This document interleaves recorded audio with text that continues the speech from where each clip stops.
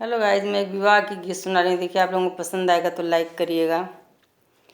लाल पलंग सतरंगी तकियवा, दुल्हे सोवले गांठ जोड़ जी। लाल पलंग सतरंगी तकियवा, दुल्हे सोवथे गांठ जोड़ जी। दुल्हे सोवय दुल्हन बेनिया डोलावै, नैनन से ढूर लागी नीर जी। दुल्हे सोवय दुल्हन बेनिया डोलावै, नैनन से ढूर लागी नीर जी। किया मोरी रनिया हो माई सुधियाइल, किया रे कलेउअक जून जी। किया मोरी रनिया हो माई सुधियाइल, किया हो कलेवना की जून जी। नाई मोरे स्वामी हो मैया सुधियाइल, नाई हो करे मना की जून जी। नाई मोरे स्वामी हो माई सुधियाइल, नाई हो कलेवना की जून जी। तोहरी त मैया प्रभु जी माई गरियावै, बहिनी बोलय बिरही बोल जी। तोहरी त मैया प्रभु जी माई गरियावै, अरे बहिनी बोलय बिरही बोल जी।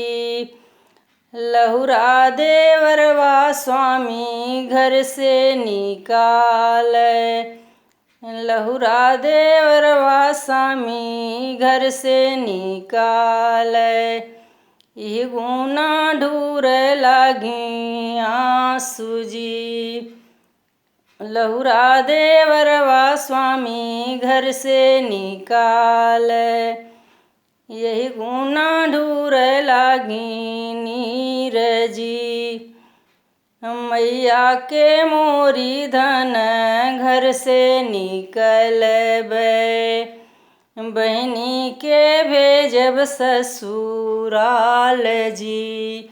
मैया के मोरी धन घर से निकलबै, बहिनी के भेजब ससुराल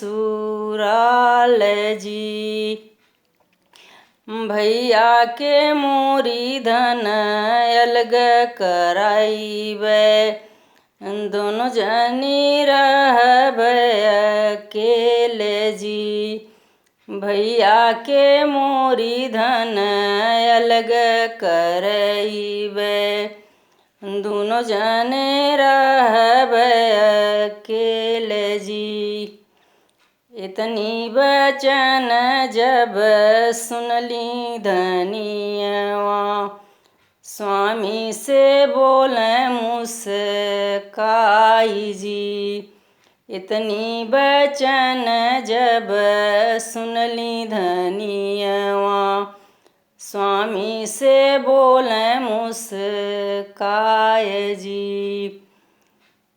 माई तहाई पिया पाकल अमवा, ननदा बड़ेरिया कागजी। माई तहाई स्वामी पाकल अमवा, नंदा बड़ेरिया कागजी।